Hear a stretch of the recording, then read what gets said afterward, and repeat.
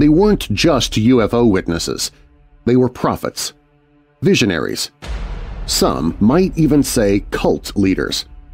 And in the 1950s and 60s, 4 men named George stood at the strange and glowing heart of the contactee movement.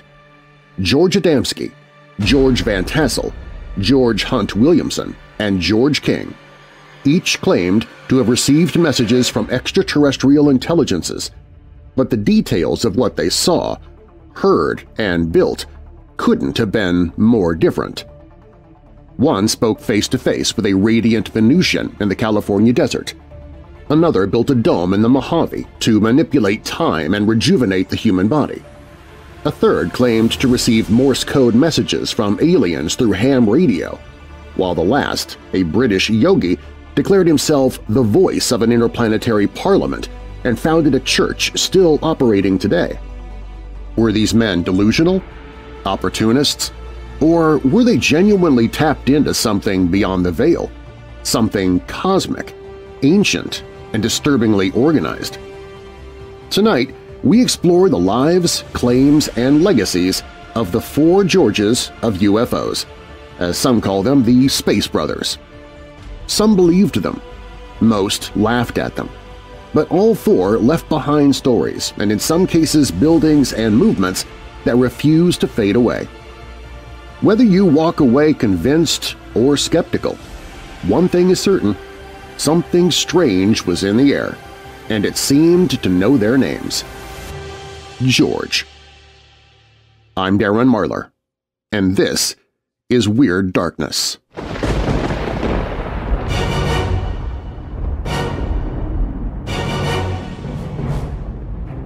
Welcome, Weirdos! I'm Darren Marlar, and this is Weird Darkness. Here you'll find stories of the paranormal, supernatural, legends, lore, the strange and bizarre, crime, conspiracy, mysterious, macabre, unsolved, and unexplained. Coming up in this episode, 4 men named George claimed to speak for beings from beyond the stars, and their stories may be stranger and more connected than anyone dared to believe. Now bolt your doors, lock your windows, turn off your lights, and come with me into the Weird Darkness.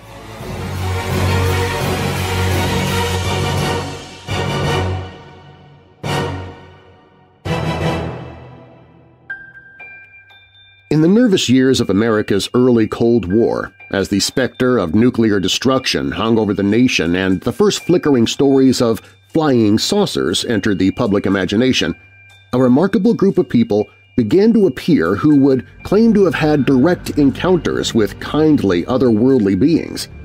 These self-styled contactees, mostly men named George, would transform the landscape of American UFO culture and alternative spirituality.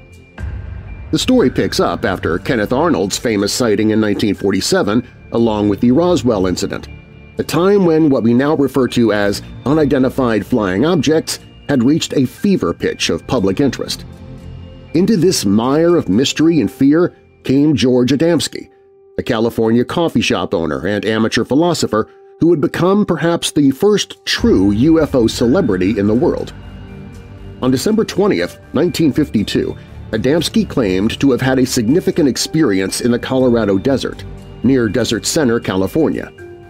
In his account, published in his 1953 best-selling book, Flying Saucers Have Landed, Adamski encountered a long-haired, jumpsuit-clad Venusian whom he referred to as Orthon.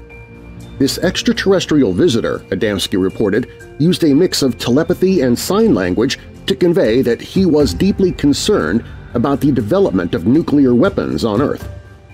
In support of his miraculous claims, Adamski published a series of photographs depicting what he called Venusian scout ships, disc-shaped crafts with 3 spherical protrusions on their undersides.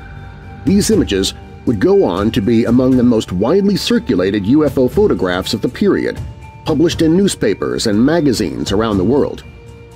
Adamski's success encouraged others to share their contact experiences. George Hunt Williamson, who had allegedly witnessed Adamski's desert encounter, was among them. Williamson, who styled himself as an anthropologist and archaeologist, went in a different direction with his contactee claims, developing methods of using electronics to get in contact with extraterrestrial intelligences. In 1952, Williamson and fellow traveler Alfred Bailey claimed to have established ham radio contact with entities who introduced themselves as belonging to a Solar Cross Society and a Brotherhood of Planets. This strategy, described in Williamson's 1953 book The Saucers Speak, was among the first systematic attempts to create technological as opposed to purely psychic means of extraterrestrial communication. Williamson blazed a trail in what would come to be known as ancient astronaut theory, leading archaeological expeditions across the American Southwest, Mexico, Peru, and Brazil in search of evidence of prehistoric visitations from outer space. He claimed to have uncovered artifacts bearing markings that corresponded to the symbols returned by the radiotelegraphic communications he'd received from the space beings. Markings, he said, also appeared in the footprints left by Adamski's Venusian visitor. And on the other side of the country, in the Mojave Desert, another George was building his own cosmic legacy. George Van Tassel, a former aircraft mechanic who had been employed by Douglas Aircraft, Hughes Aviation, and Lockheed, took up residence at Giant Rock, a gigantic rock formation in the desert outside Landers, California. Right there, in 1953, Van Tassel reported being visited by one named Solgonda, who awakened him and conveyed messages of cosmic importance. Van Tassel's technical background gave credence to his more and more elaborate spiritual claims. He created a style of communication he dubbed telepathic channeling and began conducting weekly meditation circles in rooms burrowed under Giant Rock. In 1954, he started the Giant Rock Spacecraft Convention, an annual event that would evolve to draw thousands of UFO buffs, contactees, and spiritual seekers. Perhaps Van Tassel's most lasting legacy was his plan to construct the Integratron, a dome-shaped structure he said was built to specifications given to him by extraterrestrials. Built without the use of nails, the building was designed to serve as a rejuvenation machine that could prolong human life and allow time travel through principles of magnetism and resonant frequencies. The Integratron was never completed to Van Tassel's specifications before his death in 1978, but it still stands in the California desert today, hosting sound baths and spiritual retreats. Meanwhile, across the Atlantic, another contactee was forming what would become one of the most enduring institutions in UFO spirituality. In 1954, George King, a London yoga practitioner, said he received an astonishing command: "Prepare yourself, you are to be the voice of interplanetary parliament." This directive, King claimed, was issued by an extraterrestrial intelligence and set in motion his lifetime of receiving messages from cosmic masters, highly evolved beings mostly from Venus, Mars, and Saturn. King started the Aetherius Society in 1955, an organization that combined Eastern mysticism, Western esotericism, and cosmic revelation into a disciplined spiritual path. Under King's direction, the group participated in elaborate rituals like Operation Starlight, in which King and his followers traveled to mountains all over the world to fill them with spiritual energy, and Operation Prayer Power, in which practitioners would hold spiritual energy in quote-unquote batteries for later use in times of planetary crisis. What these disparate contactees had in common was an astonishingly consistent message from their purported alien sources. The Space Brothers, as they came to be collectively called, sounded alarms over humanity's creation of nuclear weapons, promoted spiritual and moral progress, and regularly painted idyllic, quasi-socialist societies on their home planets that had moved beyond war, poverty, and environmental degradation. Such cosmic philosophies struck a deep chord in Cold War America, which found itself with millions of citizens living under the shadow of nuclear annihilation and in the paranoia of McCarthyism.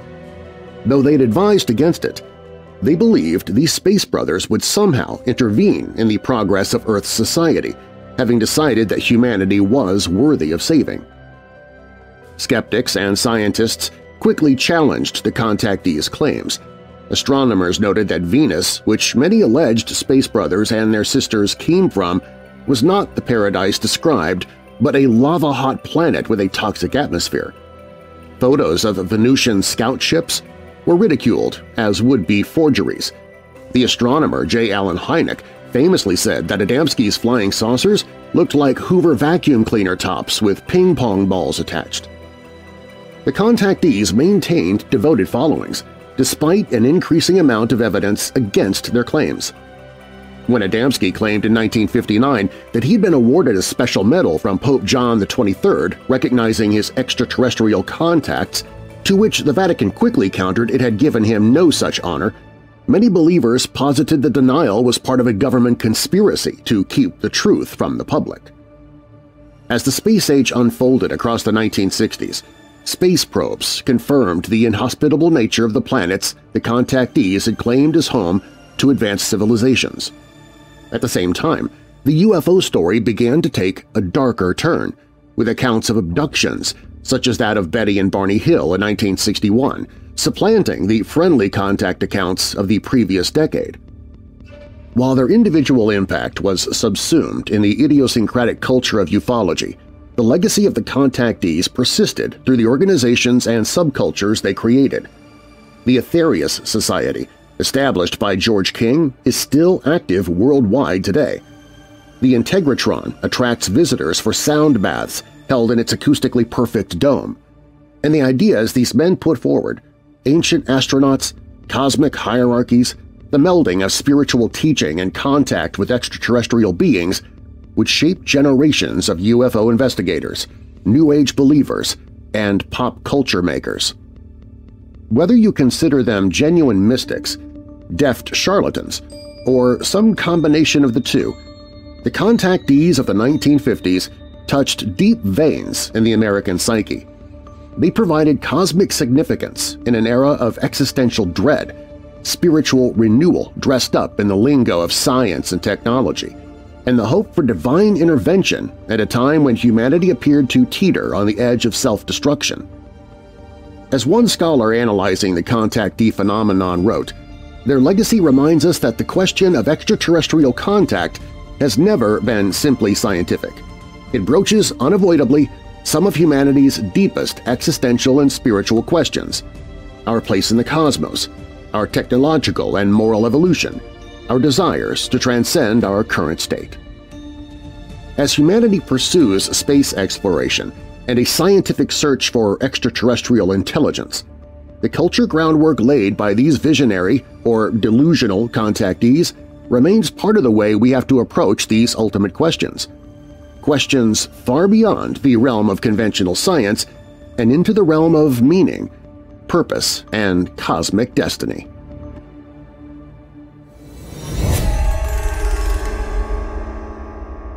Up next, we'll begin looking at each of the Georges one by one, the individual stories of the four space brothers.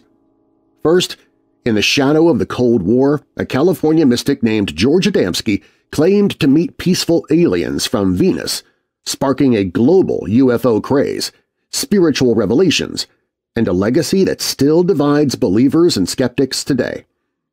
Was he a prophet? Or the greatest space-age storyteller of them all?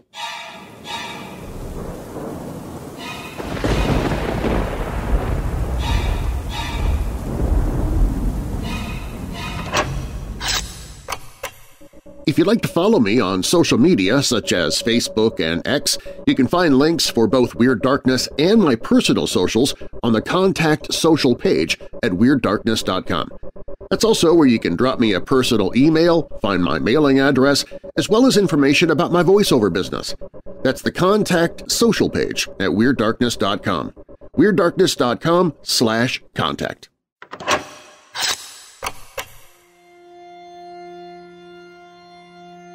During its 1950s peak, few figures in the history of ufology generated as much controversy, devotion, and ridicule as George Adamski.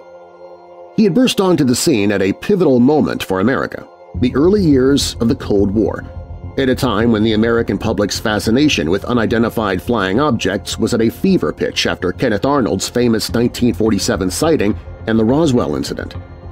Adamski evolved from an unknown California coffee shop owner and armchair philosopher to become perhaps the world's first UFO celebrity, claiming not only to have witnessed flying saucers, but also to have met with and conversed with their benevolent Venusian pilots. Adamski's legacy is complex. To believers, he was a visionary who transmitted messages of peace and cosmic brotherhood from advanced extraterrestrial civilizations.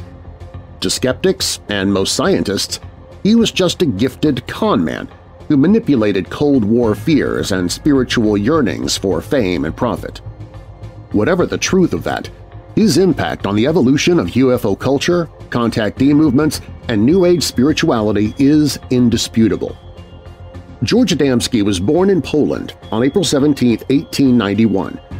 When he was 2, his family immigrated to the United States, settling in Dunkirk, New York.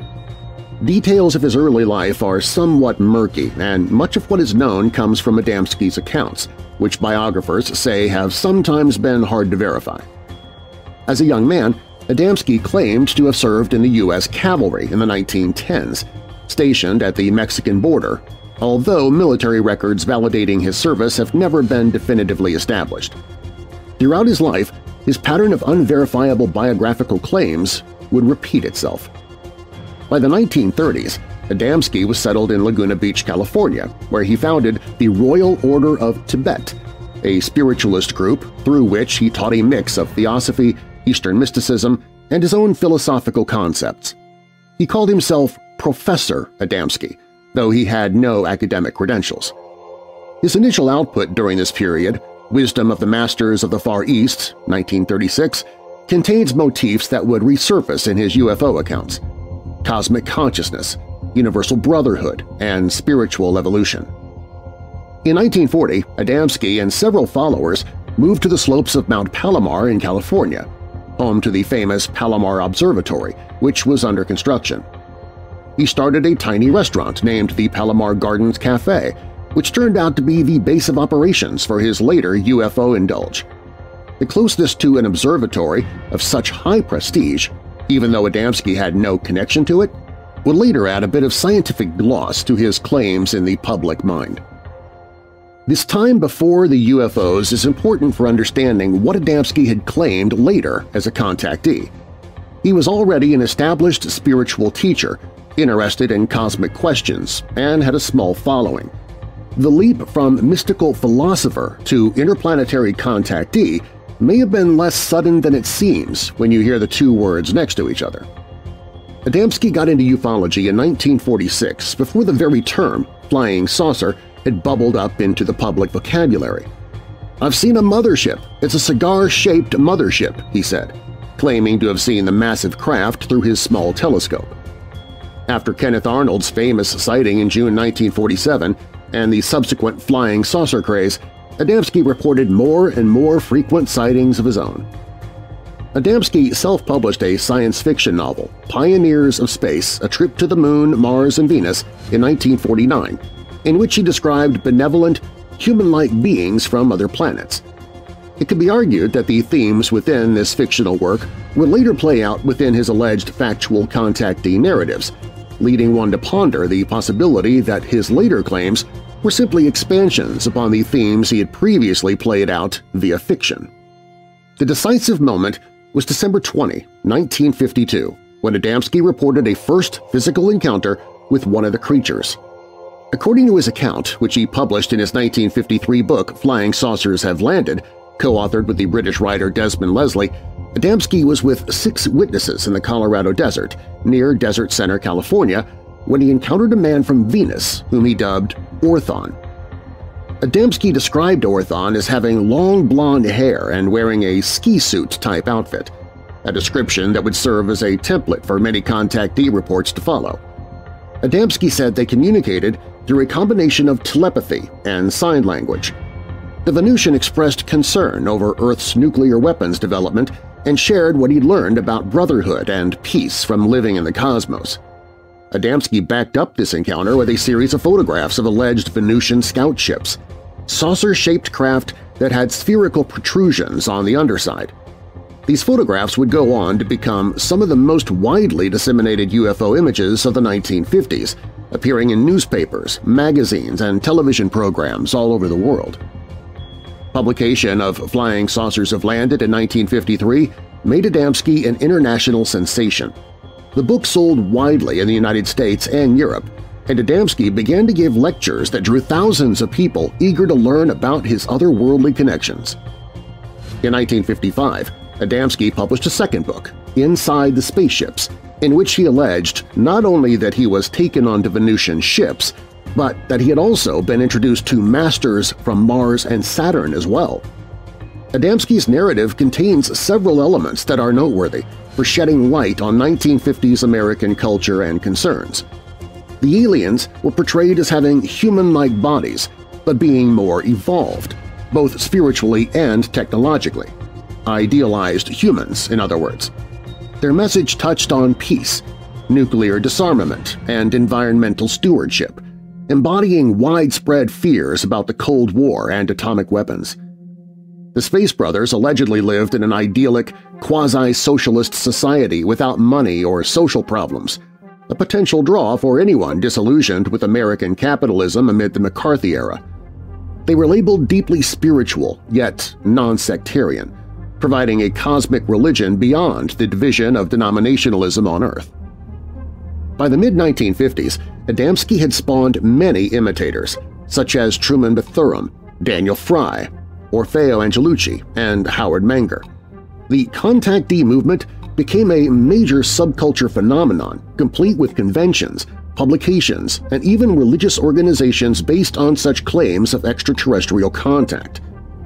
In 1959, Adamski's fame escalated to new heights when he announced that he had a private audience with Pope John XXIII and received a specially cast medal from the pontiff to mark his space contacts. The Vatican then denied such a meeting occurred, but Adamski produced a medal that many found to look like common tourist souvenir goods. Adamski's claims were met with instant controversy and scrutiny.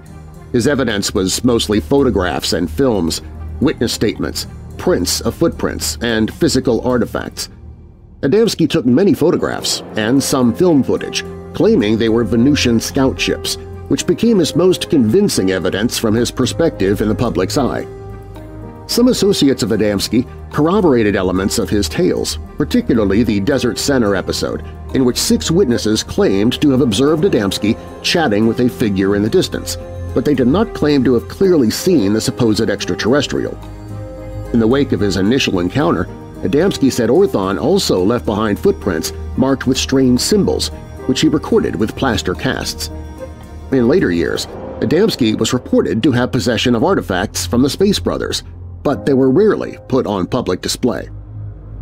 Critics and investigators moved quickly to identify problems with this evidence.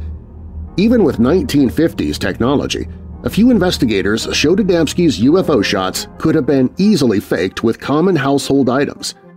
The most famous analysis was by the astronomer J. Allen Hynek, who said the Venusian scout ships looked like the tops of a Hoover vacuum cleaner or chicken brooder lamps with ping-pong balls stuck to them, a conclusion many subsequent analyses have reached. Not even the scientific knowledge of the 1950s matched Adamski's descriptions of life on Venus, Mars, and Saturn. As space exploration progressed through the 1960s, the probing of planets such as Venus confirmed it to be a blistering hot planet with a poisonous atmosphere, much unlike the lush paradise Adamski described. Some of Adamski's circle of close associates later fell out with him and alleged that many of his supposed encounters had been fabricated or exaggerated. Adamski, they pointed out, had gone from being an obscure cafe owner earning a modest living to someone who earned considerable amounts from books, lectures, and donations from fans. One of the most severe blows to Adamski's credibility came when he produced what's known as a photographic plate, which he claimed contained a message that he'd received from beings in space. Palomar Observatory astronomers looked at it and recognized it as a photographic plate they had tossed out. Adamski had apparently extracted the image from a dumpster. Adamski went on to lead a life dedicated to contacting extraterrestrial beings, despite a few controversies. A lot of believers claimed the debunkers were part of a government conspiracy to keep them from the truth of contact with extraterrestrials. This dynamic, where evidence that ought to settle the question of truly extraordinary claims instead only deepens faith among the true believer, would turn out to be a recurring aspect of UFO subculture. Psychologically, a number of factors are able to explain both Adamski's assertions as well as society's willingness to accept them. There was widespread anxiety about the potential for nuclear destruction on a population-wide as well as a cosmic scale in the early 1950s, and Adamski's Space Brothers became a hopeful metaphor for redeeming cosmic intervention that could stop humanity from destroying itself. His narratives included many of the ingredients of traditional religious salvation tales: superior beings, moral imperatives, a promise of cosmic brotherhood, but wrapped in the language of space travel and technology, more palatable to an increasingly modernized society. Adamski was, by all accounts, personally charming and convincing up close and personal, the attributes of all great religious leaders through the ages. The 1950s were the heyday of television, and mass-market paperbacks were ideal vessels for Adamski's visual convincingness and high-stakes melodrama. The contactee movement has been described by sociologists in very similar terms to a new religious movement, with Adamski coming off as a prophetic figure that claimed direct communication with higher entities. His cosmic philosophy provided answers to urgent contemporary problems: nuclear war, environmental degradation, social division, through the intervention of more advanced civilizations. Also of note is the gender dynamic of early ufology. Although Adamski had both male and female disciples, the Space Brothers that he envisioned were almost exclusively men, reflecting the patriarchal assumptions of America in the 1950s. The supporting, nurturing role was given to the female space actors who only showed up more infrequently in his narratives. As the 1950s turned into the 1960s, Adamski's star began to dim a bit. As data returned from space probes, the scientific impossibility of his claims about Venus and other planets became evident. A new, darker strain of UFO narrative was also beginning, one focusing on abductions instead of friendly contacts, with cases such as Betty and Barney Hills in 1961. Nevertheless, Adamski kept lecturing, publishing his last book, Flying Saucers Farewell, in 1961. He insisted that the space people had built bases on the far side of the Moon, a statement that would soon be disproven through lunar exploration. George Adamski died in Maryland from a heart attack on April 23, 1965, while on a lecture tour. According to advocates, his body was taken by the Space Brothers, though according to mainstream accounts he was cremated and buried in Arlington National Cemetery, according to his alleged military service.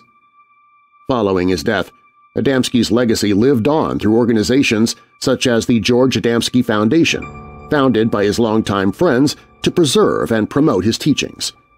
Although his particular claims regarding Venusians and Saturnians have been less and less accepted as scientific understanding improved, the underlying themes of his message – cosmic consciousness, environmental stewardship, and spiritual evolution – were articulated in new ways in the New Age movement that emerged in the 1970s and after. Adamski has had a significant influence on popular culture. His descriptions of flying saucers with 3 spherical landing gear became an iconic UFO design that has been replicated in countless films, television shows, and comics. The idea of kindly space brothers who interceded to offer wisdom to humanity became a fixture of some strands of UFO literature and belief. His photographic evidence, widely believed to be bogus, nevertheless set a template for visual evidence of UFOs that continues today. The blending of extraterrestrial contact and spiritual teaching formed a template that many later contactees and channelers would follow. Whether his claims are true or not, Adamski has undeniable influence as one of the founders of modern UFO mythology and New Age spirituality. His narratives have contributed to shaping the way millions of people think about the possibility of extraterrestrial contact and its consequences. Setting aside the question of whether Adamski's claims were valid, the evidence, most would agree, suggests that they were not. His relevance to popular culture deserves earnest attention. Adamski appeared during a key moment in American history and intercepted some potent streams in the national psyche. The period after World War II was first reactive to the all-new religious dynamics due to secularization and scientific progress. Adamski proposed a middle path, a spirituality that recognized the reality of space, technology, and science while retaining essential spiritual principles such as brotherhood, moral development, and equality. Second, the prospect of nuclear annihilation hung large in the public consciousness. The Space Brothers' warnings about nuclear weapons had struck a chord with increasing public alarm over atomic warfare. So Adamski's message, which was that advanced civilizations were distressed by Earth's nuclear trajectory, provided confirmation of those fears as well as hope for intervention. Third, it was during the early Cold War period that unusual phenomena of possible advantage to either superpower got a lot of attention. The U.S. government's documented interest in UFOs via Sign, Grudge, Blue Book, and other projects created an environment where Adamski's claims, absurd as they were taken seriously by many citizens. Adamski also had the good fortune of timing. He became famous before space exploration had conclusively demonstrated the inhospitability of Venus, Mars, and other planets in our solar system. The gulf between the beginning of the space age, early UFO sightings and advanced space awareness, and the reality of space exploration, Mariner, Viking, and other probes, gave fertile soil for his claims. Especially how Adamski's use of photography influenced his impact should be understood. Photography still had considerable evidentiary weight in the public mind in the 1950s. The notion that the camera doesn't lie had not yet come under the truly fundamental challenge of widespread knowledge of photographic manipulation methods or digital editing. In framing photographs as his principal evidence, therefore, Adamski effectively drew upon his cultural authority of the photograph. And even as scientific experts challenged the authenticity of his pictures, many regular people were convinced by the visual evidence because at that time, photographs remained widely accepted as objective records.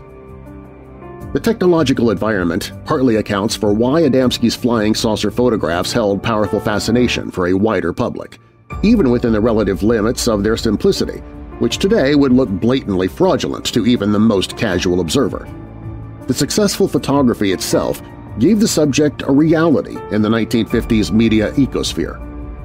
Adamski's philosophy drew from theosophy as well as Eastern mysticism and Western esotericism, intellectual traditions that would become the conceptual backbone of the New Age movement. By presenting these concepts as if they had origins in advanced alien civilizations instead of ancient human traditions, he also modernized esoteric knowledge for the space age. The basic elements of his teachings that foreshadowed New Age thinking were the idea of multiple densities or dimensions of being, the notion of advanced human existence based on the guidance of spiritual masters, an emphasis on consciousness expansion, cosmic awareness, the oneness of all life across the universe, environmental concerns stated in spiritual terms, and the idea that humanity is at an evolutionary crossroad. Adamski and the contactee tradition he founded directly or indirectly influenced many of the New Age teachers who followed in the 1970s and 1980s. The bridges between ufology and New Age spirituality, which are still very much with us today, were largely constructed through the combination of space-age imagery and spiritual teachings pioneered by Adamski. Seen with skepticism, the image of Adamski is of a willful hoaxer or a person who convinced himself of his own fantasies. The physical evidence he offered has not stood up to scrutiny, and his account of planetary conditions has been positively discredited. But to dismiss Adamski as little more than a fraud or con man is an oversimplification of both his identity and his cultural significance. Even if he lied about his contacts, he expressed hopes, fears, and spiritual longings that deeply resonated with many people living in the atomic age. His success says as much about mid-century American society as about his own inclinations. Adamski, historically, might perhaps be better understood as standing in a long line of visionaries and prophets who claimed direct contact with higher beings. What distinguished him, though, was bringing this ancient template into the technological age, substituting spacecraft and aliens for angels and spirits, while keeping the fundamental structure of the revelatory encounter intact. More than half a century after his death, George Adamski is a polarizing figure in UFO history. What his skeptics see in him is everything flaky about the trade, unverifiable assertions, photographic sleight of hand, grand narratives that disintegrate with scrutiny. To believers, he is still a pioneering contactee who sent messages of cosmic import to humanity. What cannot be disputed is his importance in determining how millions of people would eventually think of contact with extraterrestrial intelligence as potential. Aliens in the public imagination were the monstrous invaders of science fiction before Adamski. After him, the idea that cosmic visitors could be wise and benevolent, curious and invested in humanity's spiritual evolution became a recurrent strain of UFO culture. Be it prophet or hoaxer, Adamski's legacy reminds us that the question of extraterrestrial contact has never been purely scientific. It touches unavoidably on humans' deepest existential and spiritual issues, our role in the cosmos, our technological and moral progress, our wishes to rise above our current limitations. Seen this way, the Adamski phenomenon tells us as much about earthly psychology and sociology as it does about potential visitors from beyond this planet. As humanity pursues its own space exploration and scientific search for extraterrestrial intelligence, the cultural ground prepared by figures like Adamski, however false or fabricational their claims, is still an element of the context within which we address these ultimate questions.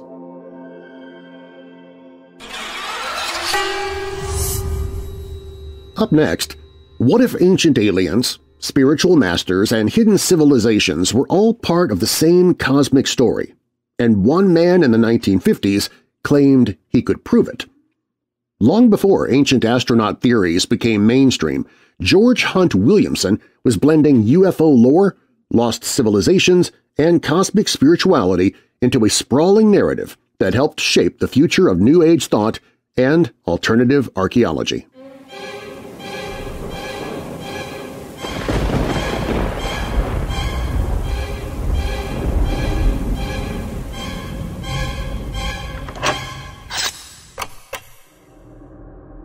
Step into the shadows with Tainted, a bone-chilling collection designed to haunt your darkest nights. Tales filled with a spectrum of horrors, from evil spirits to bleeding caves, haunted sewers, and sinister childhood games. In this installment of the Dark Intrigues book series, J.C. Moore delves deep into the darkest recesses of the human psyche. Brace yourself for a modern journey through the twisted corridors of terror. Listen if you dare.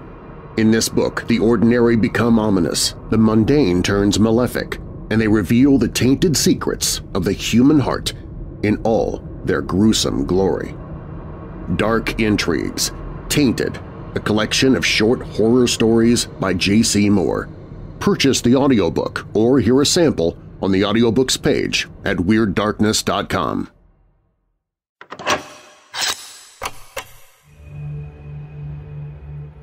One of the most complex and influential figures among the colorful cast of characters that populated the early UFO contactee movement of the 1950s is George Hunt Williamson.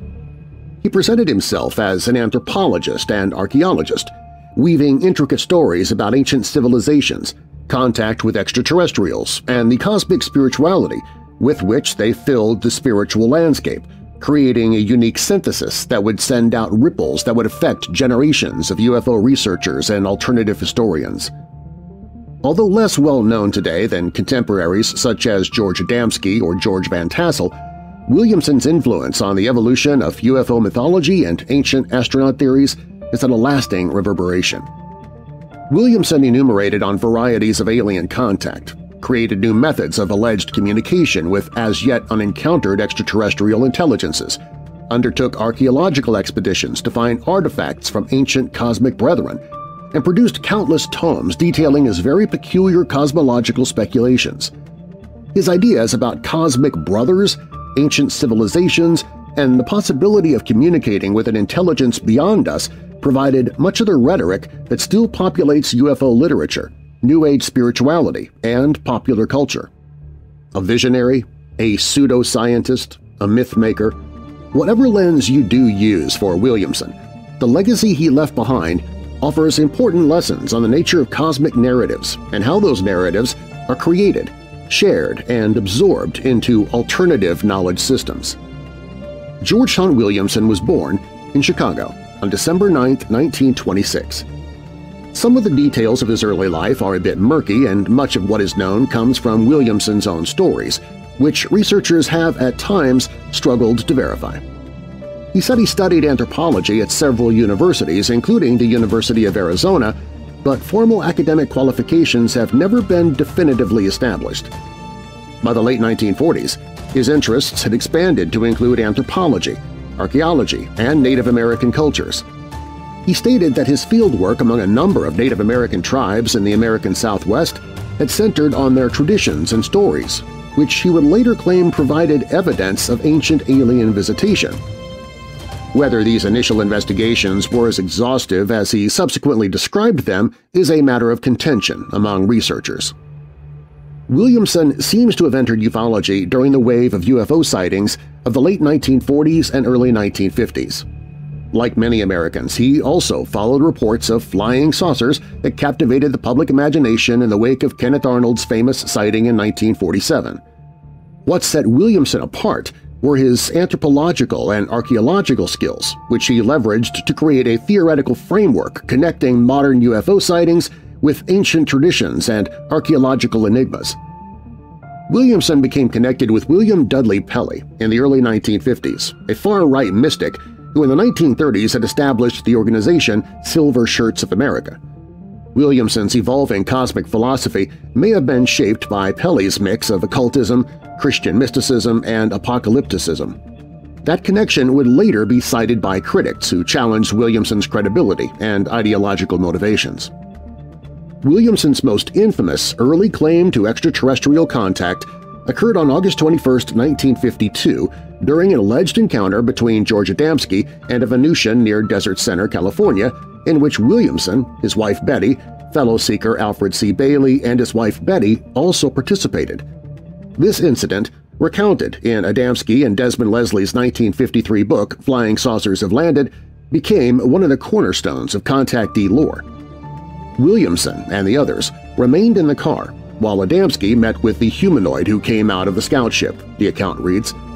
Williamson purportedly took photos of footprints left by the alien that he said had symbolic messages.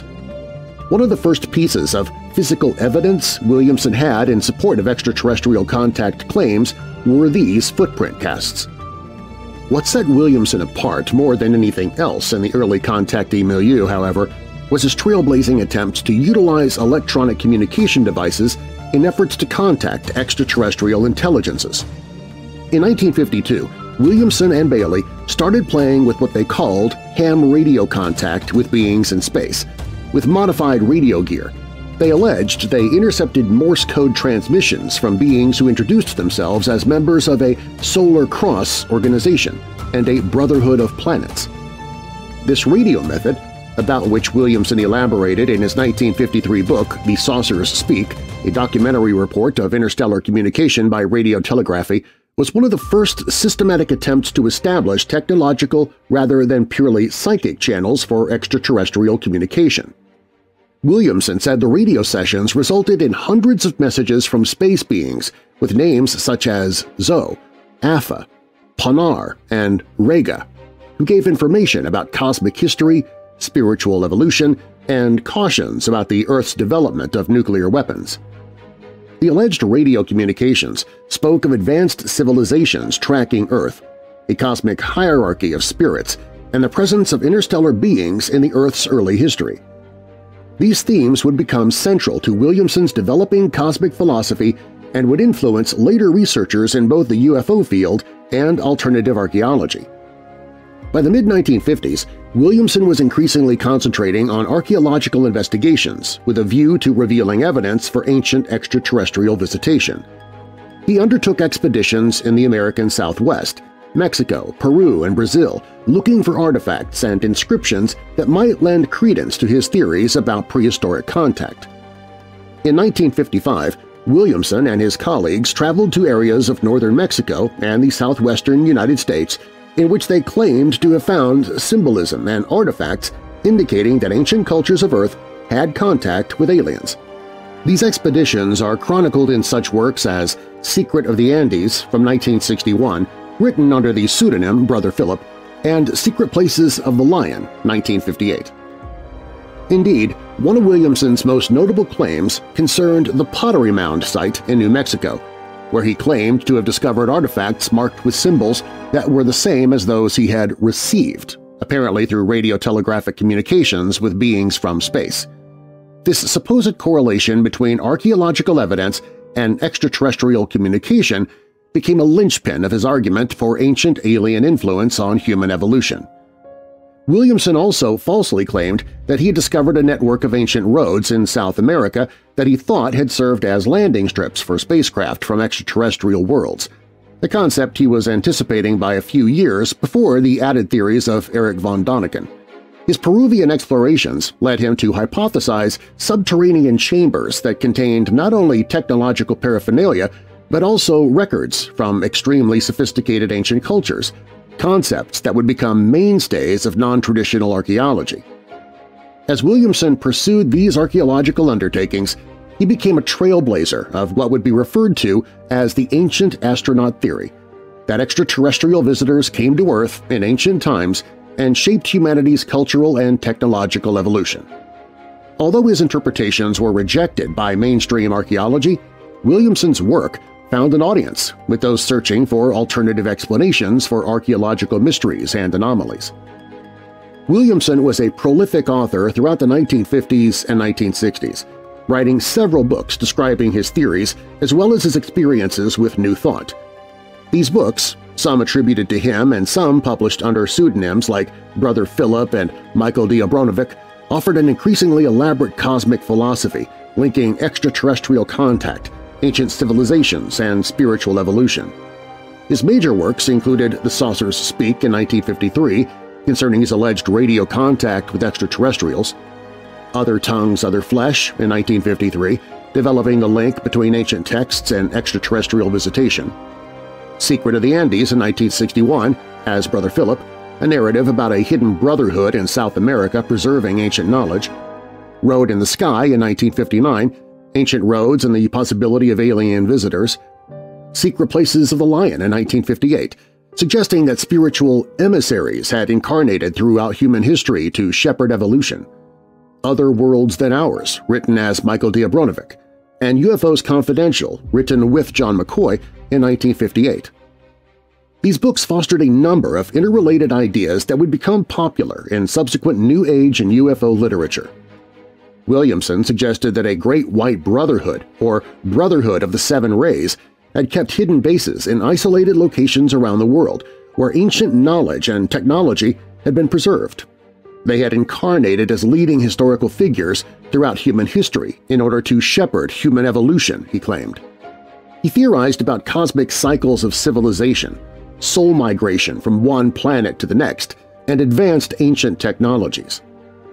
Williamson's work blended influences from a wide range of traditions, including Theosophy, Native American traditions, biblical interpretation, Rosicrucianism, and emerging scientific ideas. This syncretism, in which wholly disparate facts and perspectives are cohered into a full-fledged cosmological system, is a harbinger of later New Age belief and approaches to alternative archaeology. By the late 1950s, Williamson had forged profound connections with South America, notably Peru and Brazil, where his work began to take on increasingly esoteric dimensions. He got involved with a spiritual group in Peru, the Brotherhood of the Seven Rays, which supposedly is an ancient organization preserving wisdom from extraterrestrial beings and also from lost civilizations such as Lemuria and Atlantis. Under the name Brother Philip, Williamson helped found a retreat center on Lake Titicaca, which he called the Abbey of the Seven Rays. This sanctuary allegedly held ancient records and artifacts and acted as a junction between spiritual and extraterrestrial intelligence. They included initiatory practices, communication with cosmic masters, and the preservation of ancient technologies, all documented at this retreat in secret of the Andes. In this time frame, Williamson's writing migrated further away from direct physical assertions about contact with extraterrestrial beings and toward abstract ideas of spiritual hierarchies, cosmic consciousness, and mystical revelation. This shift was part of larger changes within the contactee movement, which was growing to include more teachings of a spiritual and metaphysical nature in tandem with assertions of extraterrestrial contact. Williamson's phase in South America included much research into archaeological sites, especially in Brazil, following upon the legends of lost underground cities and ancient lost civilizations. Although often highly non-professional expeditions conducted with few formal archaeological methodologies, they nevertheless contributed to an expanding interest in alternative narratives of South American prehistory. In the 1960s, Williamson became associated with the ancient mystical order Rosicrucians, or AMORC, a Rosicrucian organization based in San Jose, California. He also started to write articles for AMORC publications and included Rosicrucian ideas more obviously into his cosmic philosophy, a peak of his general tendency to synthesize diverse esoteric traditions. By now, Williamson was pretty much out of the public contactee lecture scene that had been so much a part of 1950s UFOdom. His work shifted further toward writing and teaching in more esoteric terms, rather than public statements about when he had had physical contact with extraterrestrials. The shift reflected changes in the larger UFO culture, which was turning away from the benevolent space brother narratives of the 1950s and moving toward more complicated, and at times sinister, visions of what contact from alien life might entail. Information about Williamson's later life is a little opaque. By some accounts, he settled on the West Coast for a time, working on manuscripts and teaching private students before relocating permanently to South America. He was said to have died in California on January 1, 1986, leaving a complex legacy of books and theories and of influence on subsequent generations of UFO researchers and alternative scholars. Williamson's ways of contacting aliens and backing up his theories were varied and creative, if scientifically dubious. His key methodological approaches included radio communication. Williamson's purported radio communication with the aliens was done with modified ham radio equipment that purportedly received Morse code messages from space beings. He did publish transcripts of these communications, but independent verification was never achieved, and skeptics indicated the messages could have been terrestrial transmissions misinterpreted or even deliberately manipulated. There's also the Venusian footprints. Perhaps the most crucial piece of Williamson's early evidence came in the form of the alleged footprints left by the Venusian at Desert Center. He cast plaster of Paris, showing unusual symbols in the prints, but critics said these could have been produced any number of ways conventionally.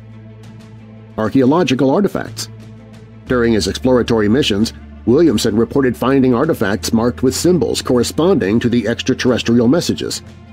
However, these artifacts were not often submitted for independent analysis by mainstream archaeologists, and details of their provenance were scant. Reinterpretation of ancient texts. Williamson argued that ancient texts, including the Bible, Hindu holy scriptures, and Native American traditions, contained references to extraterrestrial contact. This tactic required a fair amount of creative interpretation and selective sourcing. Channelings and psychic impressions. In later years, Williamson grew ever more dependent on claimed psychic communications and channeled messages from cosmic entities. Much of his cosmological theorizing was based on these subjective experiences. Scientifically, Williamson's methods had no rigorous controls or standardized documentation that would pass peer review or muster with any academic institution. His method was an example of what anthropologist Christopher Roth has termed participatory epistemology, a system of knowledge in which personal experience, revelation, and intuition are seen as just as valid a source of information as, if not more so than, traditional empirical evidence. Though his claims and methods remain dubious and sometimes outright fraudulent, Williamson has had a considerable and multifactorial impact on later developments in UFO culture, alternative archaeology, and New Age spirituality. Many scholars have tried to grasp the contactee phenomenon and Williamson's particular manifestation of it via psychological and sociological lenses. Psychologically, contactee tales like Williamson's suggests archetypal themes of revelation, transformation, and cosmic meaning. The alleged interactions with benevolent entities from space imparting wisdom and guidance recall cross-cultural models of visionary experience and spiritual emergence. To this day, it is debated whether these experiences were born from purposeful fabrication, unconscious psychological processes, or true anomalous phenomena. Williamson's construction of progressively elaborate cosmological theories could be interpreted in terms of what psychologists refer to as apophenia or patternicity, the propensity to see meaningful patterns where none exist. The way he draws together underutilized facets of archaeology, ancient texts, radio signals, and personal revelation into one cosmological narrative displays the kind of imaginative pattern matching and synthesis that's nothing less than breathtaking. Sociologically, the contactee movement arose in a particular historical context marked by Cold War anxiety, rapid technological development, and a spiritual quest. The benevolent space brothers of Williamson and his followers held out hope for cosmic intervention in avoiding nuclear cataclysm, a potent message in an age lived under the shadow of atomic destruction. The alien knowledge that they allegedly communicated offered a blueprint for harmonizing spiritual values with scientific progress, and thus ameliorating cultural tensions of the immediate post-war period. Williamson's particular interest in ancient civilizations and archaeological mysteries spoke to a mid-20th century obsession with lost worlds and clandestine history, not just popularized through films and pulp fiction, but also through the exploratory journalism of the time. His was virtually scientific work to translate those cultural fascinations into a framing that had both wonder and seeming explanatory power. George Hunt Williamson holds an unusual position in the pantheon of early UFO contactees and theorists. Unlike people like George Adamski, whose claims focused mainly on personal contact with aliens, or George Van Tassel, who dealt more with channeling and processes of technology building, Williamson emphasized the historical, archaeological, and anthropological aspects of the alien presence on Earth. By constructing a narrative of cosmic intervention that encompassed ancient texts, archaeological sites, and indigenous traditions, this approach established interpretive patterns that would echo through alternative archaeology and UFO literature down to the present day. Williamson is perhaps best understood as a mythmaker in the best sense of that word, not just a teller of false stories, but a creative synthesizer who connected disparate pieces of the culture into cohesive narratives that spoke to deep questions of human origins, meaning, and the particular context of human beings in the cosmos. That his particular claims fall short of the evidentiary requirements of the scientific method does not lessen their import, at least as illustrations of mid-20th century efforts to square human need for spiritual fulfillment with technological progress and unexplained histories. His legacy includes the specific substance of his theories: ancient astronauts, cosmic brotherhoods, spiritual hierarchies, and the methodological approaches he pioneered. His approaches to reinterpret ancient texts, interpret archaeological oddities, and incorporate purported communications with aliens into historical narratives created templates emulated by generations of alternative researchers. For historians of religion, Williamson's work provides a compelling case study in the formation of new religions and mythologies in the modern age. His syncretistic stylings, which combined aspects of disparate spiritual traditions with modern scientific ideas and UFO experiences, well illustrate the process of bricolage and innovation that typify so much of contemporary alternative spirituality. For UFO scholars, Williamson is an important bridge between the early contactee movement of the 1950s and the expansion of ancient astronaut theory and extraterrestrial channeling that would come later in the 20th century. His work formed much of the conceptual backbone for an exploration of UFOs, not just as contemporary phenomena, but as an evolutionary and ongoing relationship between humanity and cosmic intelligences that goes back to prehistoric times. While his legacy may be seen as visionary, pseudoscientific, or creatively mythological, George Hunt Williamson undeniably contributed to the evolution of alternate worldviews regarding human history as well as contact with extraterrestrial intelligence and cosmic spirituality. His legacy lives on in the work of researchers exploring the borderlands between archaeology, spirituality, and UFO phenomena, territories that Williamson, with his distinctive mix of scientific language and divine revelation, helped map for future generations of cosmic adventurers.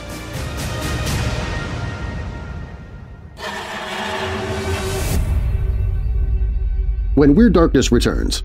In an era when most contactees faded into obscurity, George King built a lasting spiritual empire by claiming to channel messages from alien cosmic masters, creating the Aetherius Society, where mysticism meets interplanetary diplomacy.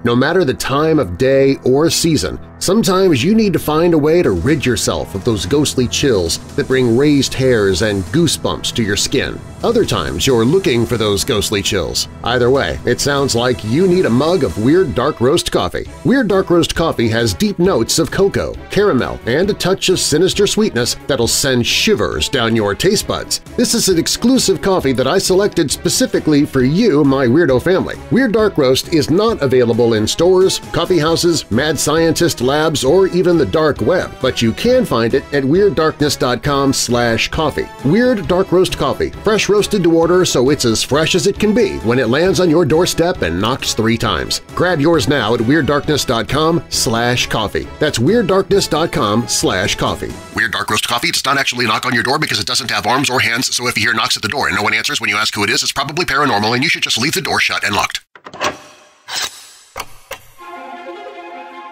When it comes to the contactee movement that peaked in the 1950s, Dr. George King must be counted among the most unique and institutionally robust of those who emerged from that era.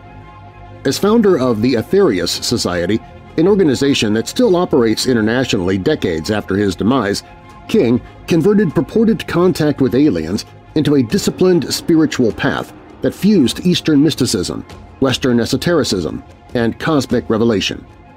While many contactees saw their influence decline after the early UFO craze of the 1950s, King created a lasting religious organization with an elaborate cosmology, unique practices, and an international presence. A self-proclaimed time traveler channeling extraterrestrial intelligences, King claimed to have received an edict from a galactic being to become the voice of Interplanetary Parliament, which began a lifelong series of channeled communications from alien beings and the revelation of a spiritual system that emphasizes world service, karma yoga, and the preparation for a new spiritual age for the evolution of mankind. His synthesis of yogic, ceremonial magic, and extraterrestrial knowledge anticipated many themes of the later New Age movement, while also containing distinctive beliefs and practices that would keep the Aetherius Society strange and separate from other UFO-based spiritual groups.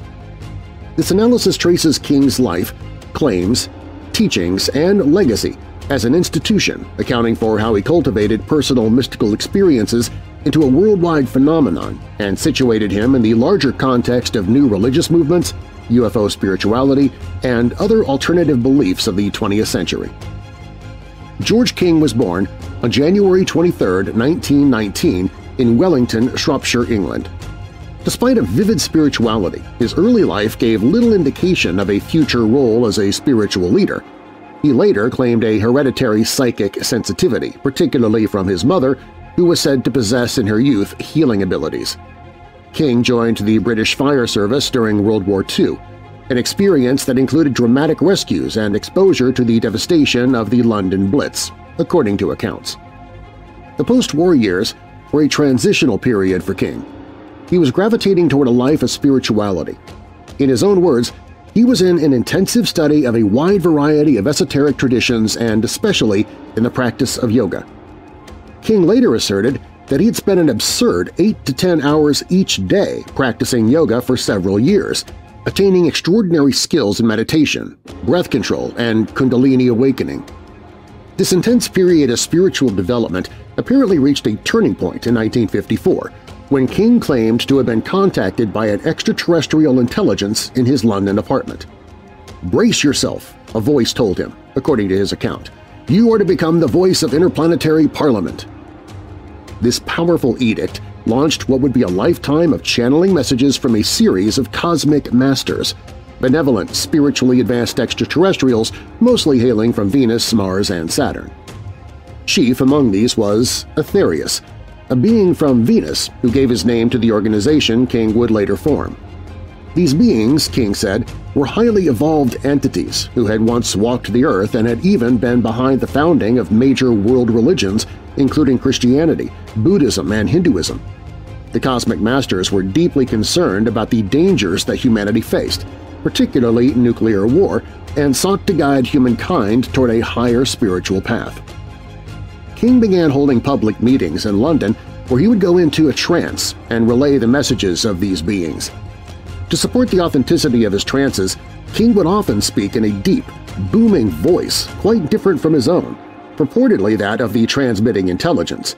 These transmissions, recorded and transcribed by followers, would eventually become the scriptural basis for the Aetherius Society's teachings.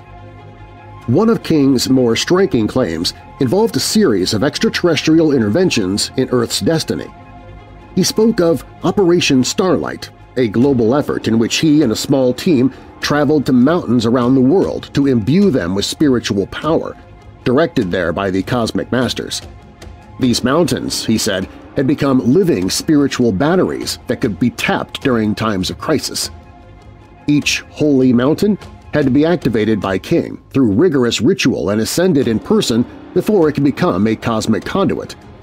Perhaps the most distinctive aspect of the Aetherius Society was its elaborate system for helping the planet through spiritual energy. This became formalized in projects like Operation Prayer Power, in which practitioners would gather, chant mantras, and send spiritual energy into a device known as a spiritual energy battery, which would later be discharged during times of planetary need, to diffuse wars, ease natural disasters, or bring healing to the world. The Society claims this energy is scientifically measurable and metaphysically potent, though no independent studies have verified such claims. The organization King founded, the Aetherius Society, was formally established in London in 1955, though it would later open branches in Los Angeles and several other locations worldwide.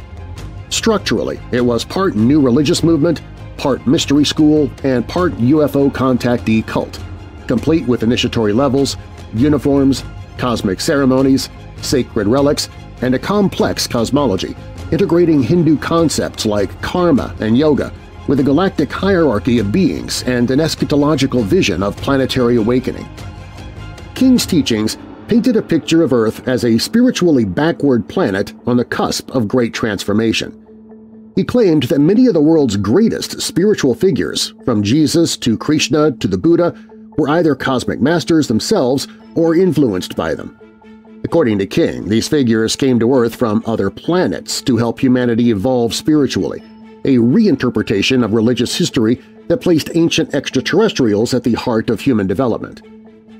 While other contactees of the 1950s spoke vaguely about cosmic love or apocalyptic warnings, King's system was unique in its precision.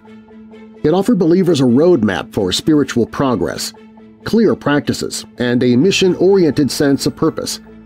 He was not just relaying messages, he was building an organization structured around those messages, with rituals, doctrines, and even uniforms for official functions. In many ways, the Aetherius Society anticipated the blending of science fiction and spirituality that would later dominate parts of the New Age movement. Their ceremonies often included sci-fi elements. Practitioners would wear robes, chant, and hold metal rods to direct energy, much like tuning forks for the cosmos. The group also organized spiritual missions, which resembled military operations for the metaphysical realm. Each mission had a code name: Operation Blue Water, Operation Sunbeam, and was described in terms that blended spiritual devotion with technical jargon. King claimed to have been visited multiple times by extraterrestrials, not only in psychic states but also physically. He described boarding spacecraft, being taken to Venus and other planets, and meeting beings of immense beauty and wisdom.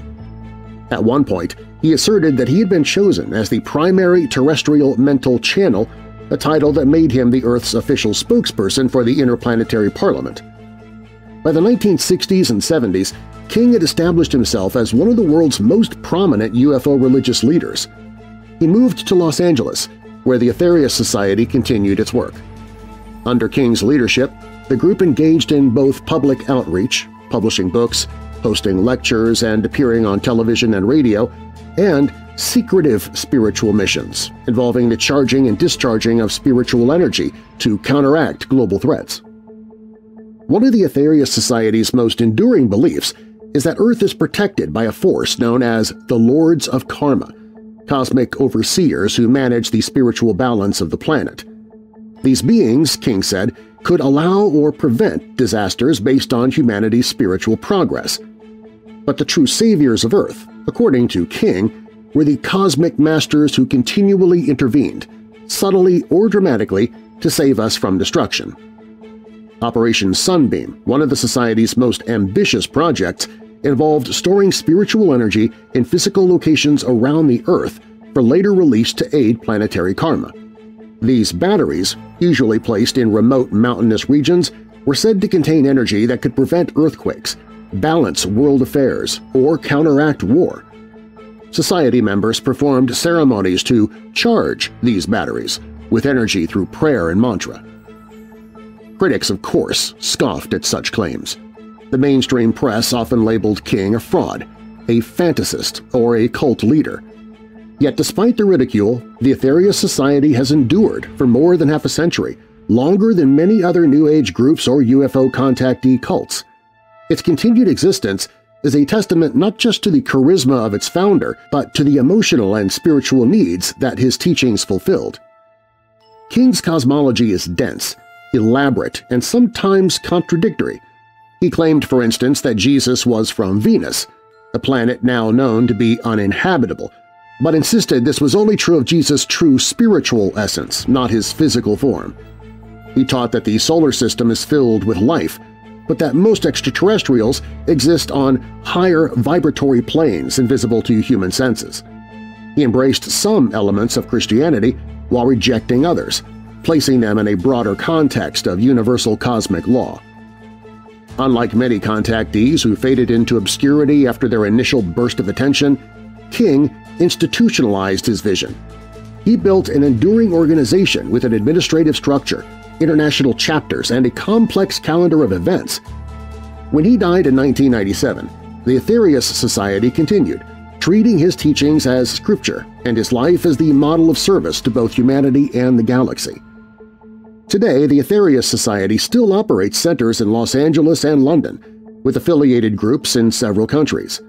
Members conduct regular prayers, mantra chanting sessions, and Operation Prayer Power events, all designed to collect and release spiritual energy for the good of humanity.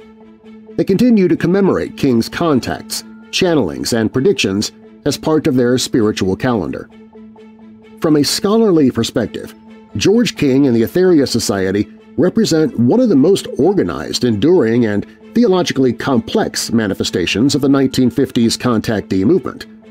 While skeptics see his story as a long-running performance, part spiritualism, part science fiction, part Cold War paranoia, others see King as a sincere mystic who attempted to create a spiritual framework for a modern world facing unprecedented challenges.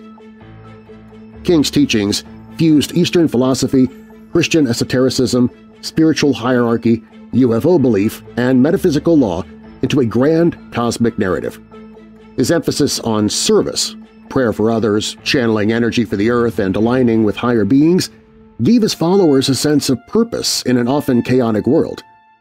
In that way, his legacy mirrors the broader appeal of New Age spirituality, the yearning for connection, for cosmic meaning, and for hope that unseen intelligences might be watching over us with benevolence. George King's vision might not have been embraced by mainstream science or religion, but it gave rise to a mythos that still echoes in modern ufology and spiritual circles. Whether regarded as prophet, fraud, or philosopher, King carved out a unique space in the landscape of alternative belief, one where prayers can heal nations, mountains hold sacred batteries, and extraterrestrials speak the language of divine service. In the ever-expanding universe of UFO spirituality, George King remains one of its most enigmatic stars.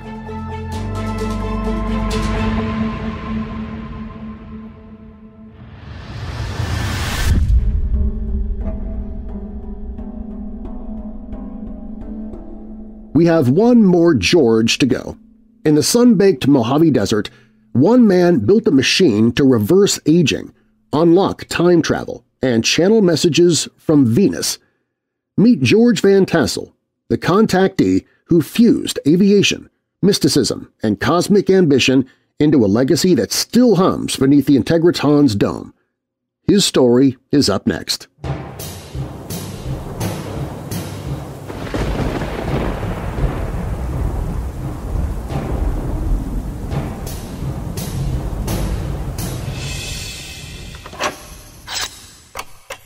One way you can support what I do is by shopping in the Weird Darkness store. You can find Weird Darkness t-shirts, trucker caps and dad hats, school supplies, kids' clothes, coffee mugs, and more, with dozens of designs to choose from and a variety of colors to match your style. Grab some weirdo merchandise for yourself, or maybe as a gift for the weirdo in your life by clicking on Store at WeirdDarkness.com. That's WeirdDarkness.com/store.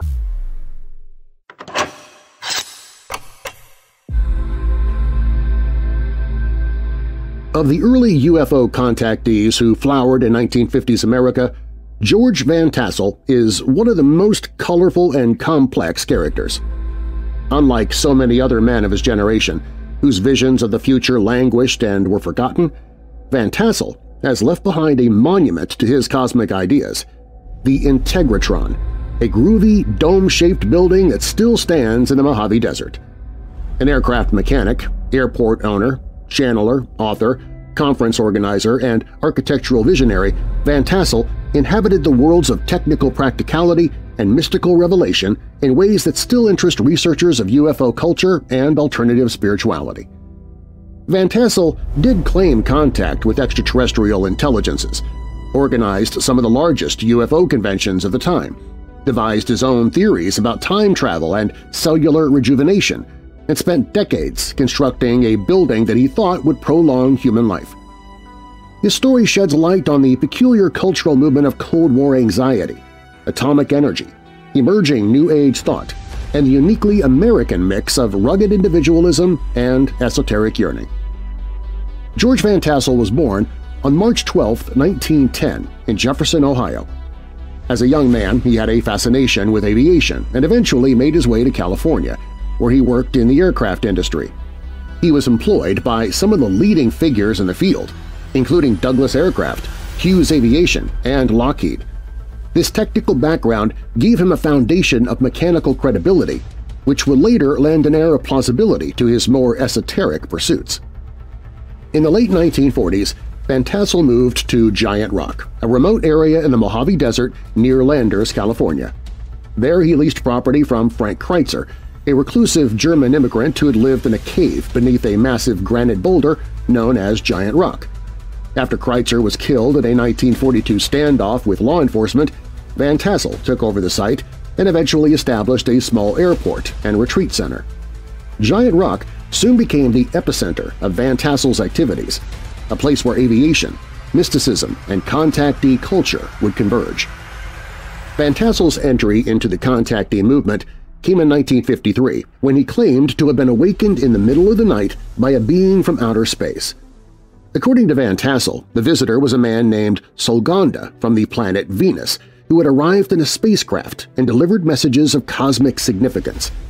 These communications, Van Tassel said, were the beginning of an ongoing relationship with extraterrestrials who were concerned about the fate of humanity, especially in the nuclear age. He began to transcribe and publish these messages, many of which emphasized themes familiar from other contactees of the time: warnings about nuclear weapons, encouragement to live in harmony, and teachings about spiritual evolution. But Van Tassel went further. He developed a system of communication that he called telepathic channeling and began hosting weekly meditation sessions under Giant Rock, inside the subterranean rooms previously excavated by Frank Kreitzer. These sessions, open to the public, drew curious onlookers and true believers alike. Van Tassel became a full-blown celebrity within the UFO community, and his home at Giant Rock became the epicenter for the growing contactee movement. In 1954, he launched the first Giant Rock Spacecraft Convention, which would become an annual event, drawing thousands of people from across the country.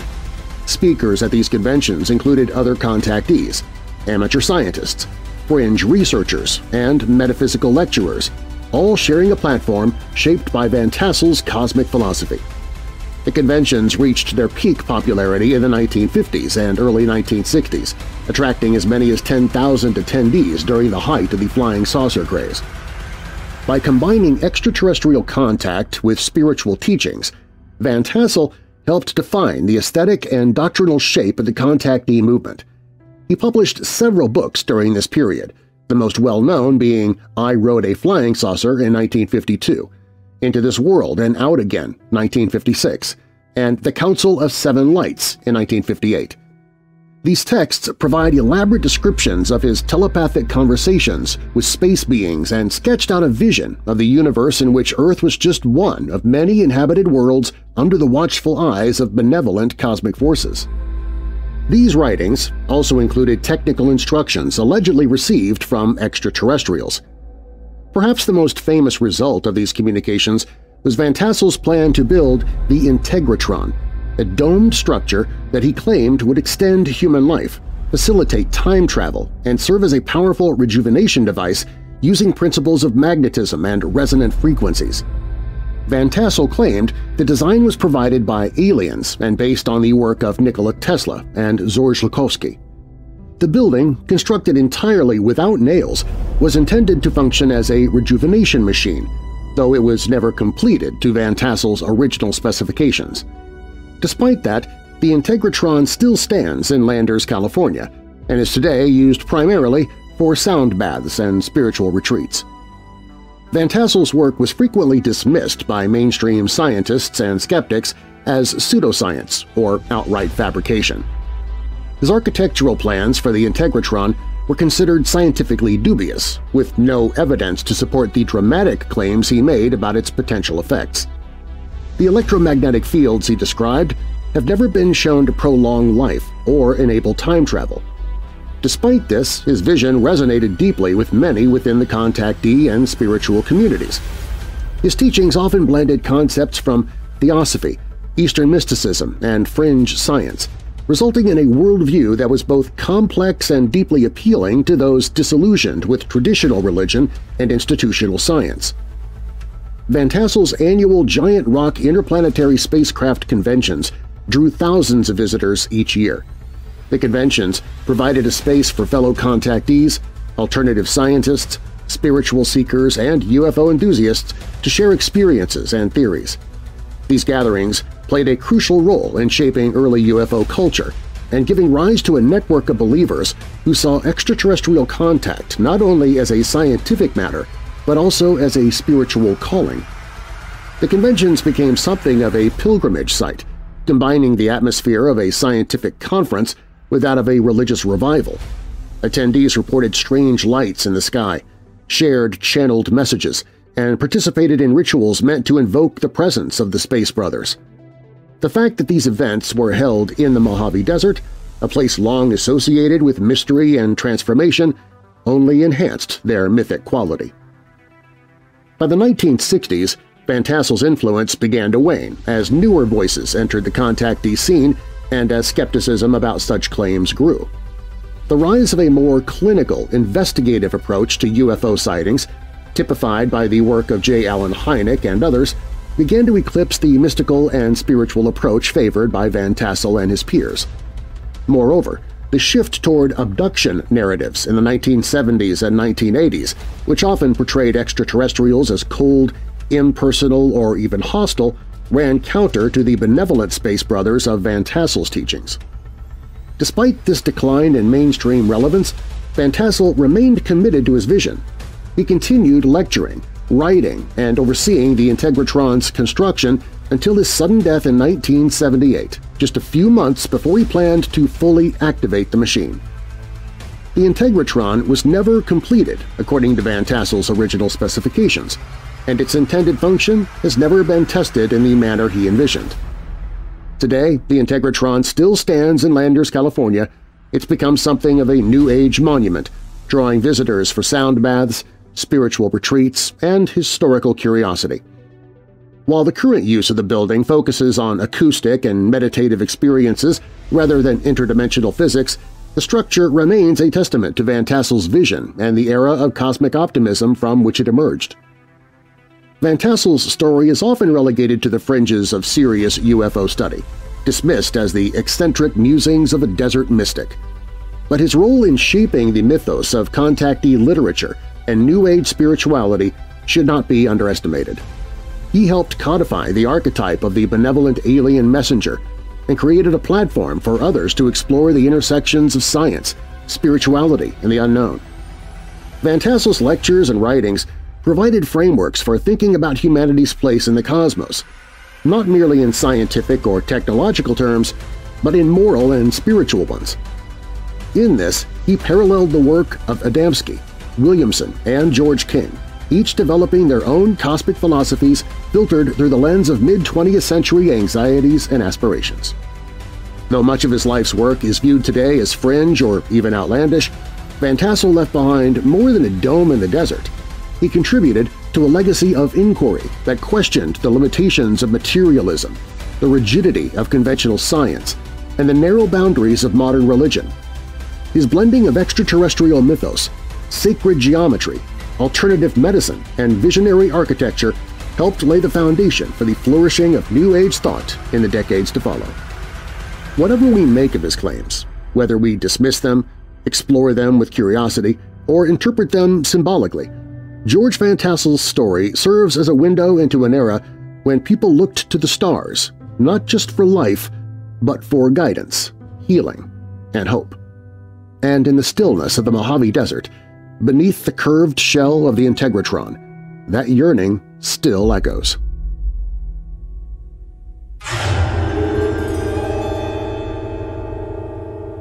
They were mystics, madmen, or maybe messengers.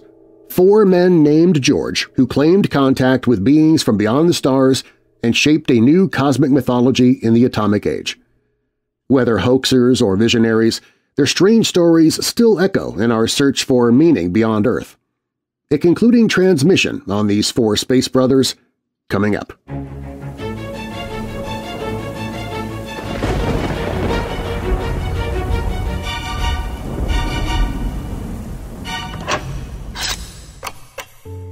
Hi, I'm Darren Marlar, host of the Weird Darkness podcast. I'd like to talk to you about something that's very near and dear to my heart – my career. We've had a great run with Weird Darkness, and this October we'll celebrate 10 years doing this show. 10 years. We've had great reviews, a great response from amazing listeners like you, but unfortunately now we're not as well known as we could be. What that means is that I won't be able to win meaningless and irrelevant podcast awards. I won't be able to humble brag on newly acquired accolades and magazine article interviews. I won't reach 1 million subscribers. And who wants to live in a world like that? Did you know that for the price of a single bag of Weird Dark Roast coffee in a Weird Darkness mug, or the price of clothing yourself with a Weird Darkness t-shirt or hoodie, that you can help me buy 0.01% of an ad on Google? It's true, and it's just that easy. Share the podcast. Get involved. Your small act of sharing with only 10, 20, or even 50,000 friends and loved ones can bring this podcast to literally tens of people. Isn't that what's most important in this world? Get involved. Share the podcast with others. Use your social media, email, and text to promote each and every episode I release. Further the cause. Help Weird Darkness reach more listeners. And help make me less obscure. Thank you. Hey, is that good? Yeah, I tried to fake sounding sincere as best I could. I don't think this is going to work, though.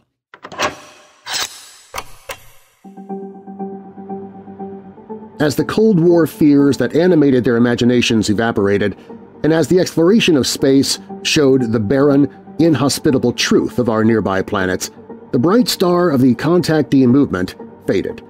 But the legacy of these four Georges, Adamski, Williamson, Van Tassel, and King, echoes on in our cultural consciousness. All left behind a unique stamp on the fabric of alternative belief. George Adamski's pictures of flying saucers with their trademark three-sphere landing gear lent a signature design to UFOs found in innumerable movies and television shows. George Hunt Williamson's archaeological approach to extraterrestrial contact would pave the way for the ancient astronaut hypothesis that later fascinated millions. George Van Tassel's Integratron is still standing out in the Mojave Desert, a tangible monument to cosmic dreams of rejuvenation and time travel. And George King's Aetherius Society continues its global spiritual work decades after his death, a testament to the contactee era with perhaps its most enduring institutional legacy. What makes these men interesting isn't so much whether they were sincere mystics or slick charlatans. Instead, it's how acutely they reflected and distilled the fears and hopes of their day, converting fears of nuclear extermination into narratives of cosmic salvation, scientific progress into spiritual enlightenment, the stark detailing of space travel into warm missives of universal fraternity. In their combination of spiritual instruction and space-age imagery, these contactees produced a peculiarly American mythology, one that provided cosmic significance in a swiftly secularizing culture and spiritual meaning in an age ruled by technological advancement. They spoke to deep human yearnings for connection that transcended our planetary boundaries, and reassurance that higher powers observed us with benevolence. Whether their claims of contact were true experiences, calculated fabrications, or something in between, the four Georges touched on something deep within the human psyche, our persistent need to look beyond the horizon, out into the stars, and to dream that we are not alone. And in that yearning, too, may be the real kernel of the contactee phenomenon. Not the truth or falsity of their claims, but rather the all-too-human hope that underlay the story. Wherever in the cosmos, there must be someone reaching back.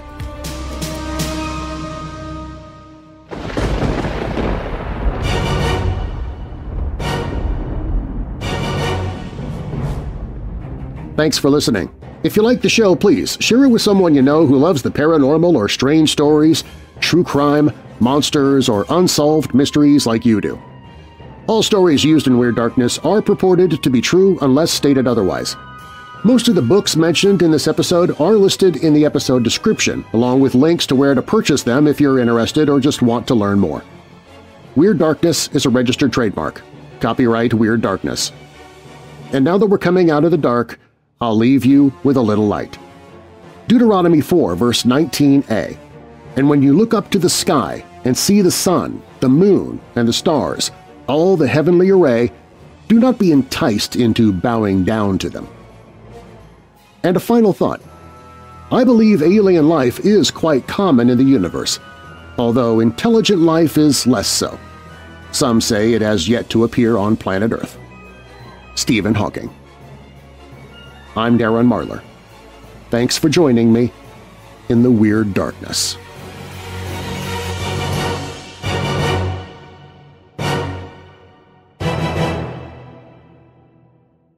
Was his plan to construct the Integratron? Was his plan to construct the Integratron? All right, Van Tassel, why would you name something that's hard to pronounce? I mean, that's just mean, man. On the right here, we went to the Integratron out in the desert.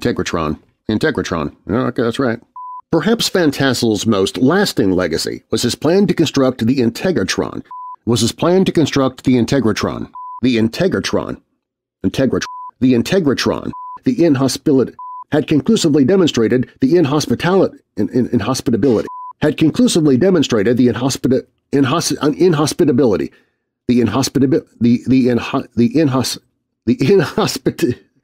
inhospitability. Is that even a real word? I don't think it's a real word. The inhospitality. The inhospitability. Conclusively demonstrated the inhospitability of Venus, Mars, and other planets in our solar system. The gulf between Williamson purportedly took photos of footprints left by the